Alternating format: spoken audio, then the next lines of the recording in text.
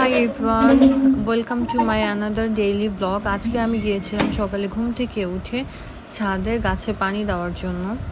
ছাদে গিয়ে দেখি যে গাছগুলোর অবস্থা অনেক খারাপ, কারণ যে পরিমাণে রোদ খুলনাতে। এখানে ছোট ছোট গাছ ছিল, তারপর আমি বালতি আর মগটা নিয়ে গেলাম।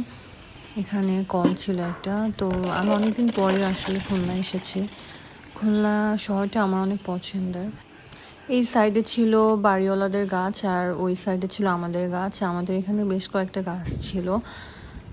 এই গাছগুলো দেখতে পাচ্ছেন, এগুলো অনেক সুন্দর। আমি নাম জানি না এই গাছগুলো। তো দেখলাম যে গাছে পানি দেওয়া হয়েছিল বিকেলে, তারপরও এক রাতের মধ্যে পানি অনেকটা শুকিয়ে গেছে। এখানে কুমড়ো ফুল ফুটেছে, দেখতে পাচ্ছেন, খুবই সুন্দর কুমড়ো ফুল। হলুদ রঙের কুমড়ো ফুল ফুটেছে। এরপরে মরিচ গাছে ফুল ফুটেছে বেগুনি কালারের।